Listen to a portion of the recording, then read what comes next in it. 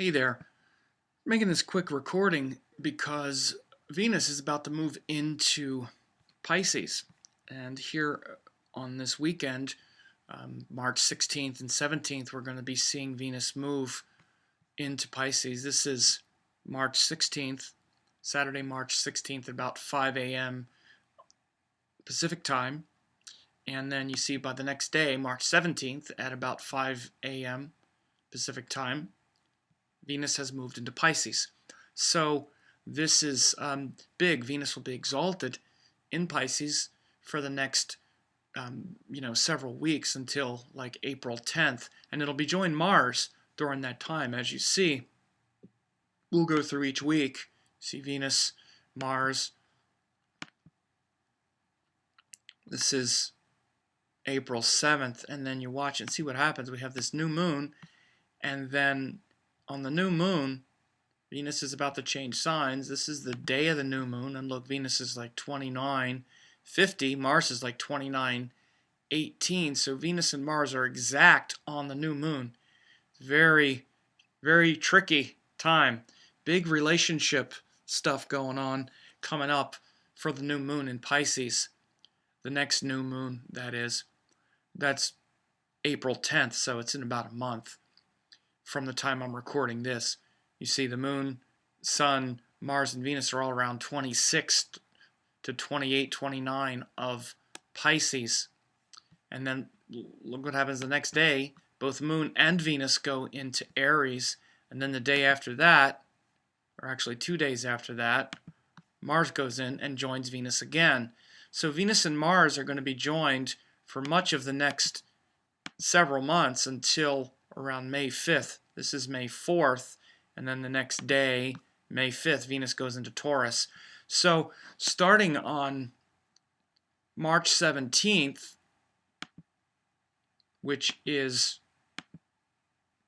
on Sunday morning after I'm recording this video here, Venus is going to be either join Mars or, well, it'll be join Mars until May 5th. And so for much of that until April 10th, Venus will be exalted in Pisces and joined Mars. So, this is a time of enormous, sensuality. Venus is exalted in Pisces because Pisces is that sign of no boundaries, like that kind of metaphysical communion.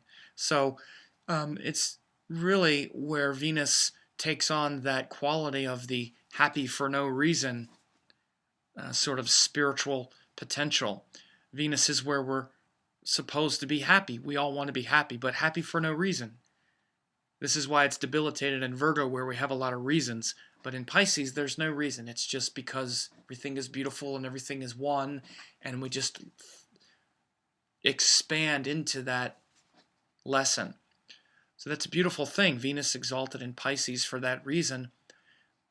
But it's tricky because it's going to be joined Mars like this whole time, and you see, Venus-Mars conjunction brings a lot of passion, a lot of literally sexual passion.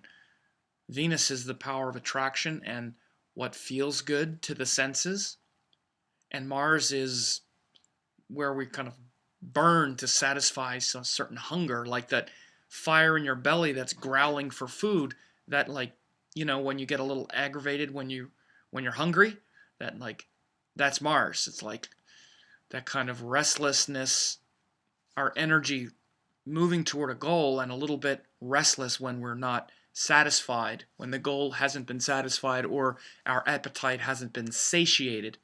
And Venus is the pleasure we get from satiating our appetite. Literally, how good food tastes, how good sex feels, how beautiful the world is.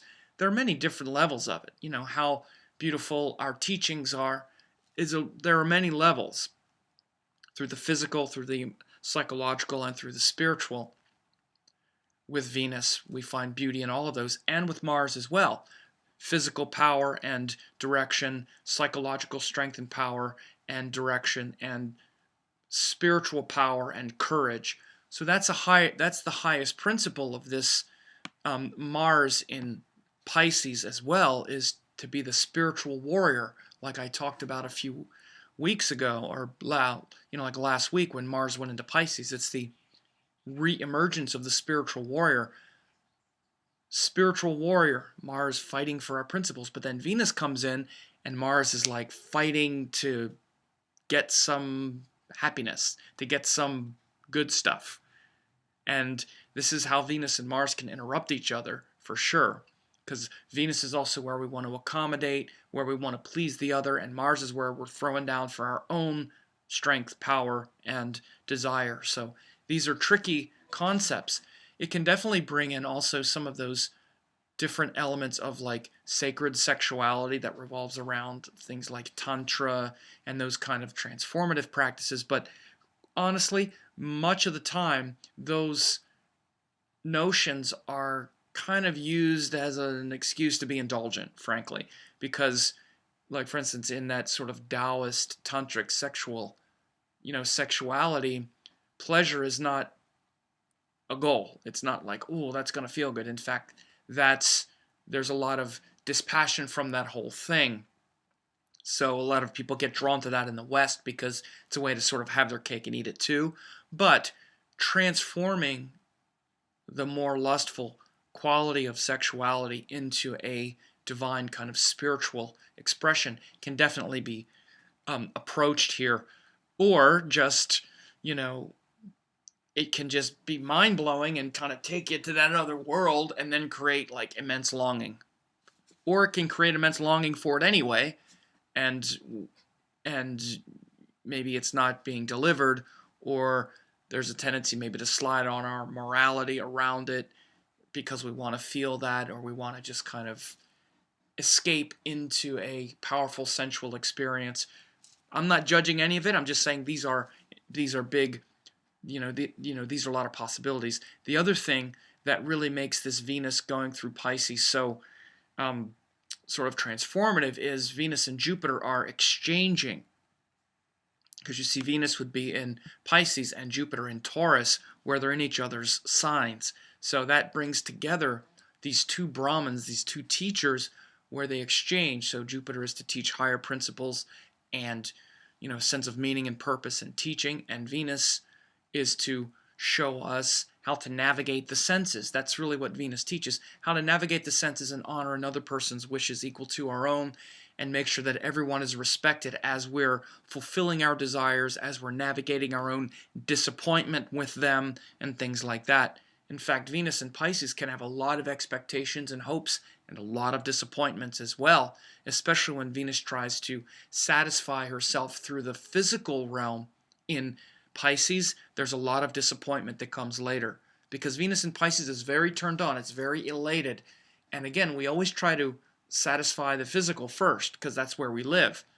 There's a lot of disappointment that I've seen many times when people have exalted Venus natally in their natal chart, especially if it's, let's say, with a Cancer ascendant or Leo ascendant, or even like a Sagittarius ascendant, Pisces ascendant, because of the disappointment that comes, because Jupiter signs have a very high standard, and the earthly domain falls short of the Jupiter standard. That's why Jupiter is about the high, the abstract, that which is beyond the earth. Jupiter rules the Akashic realm. He rules the element of Akash, of space, which is beyond the four elements of the earth. And Venus is very earthy. It's very much about the senses, beauty.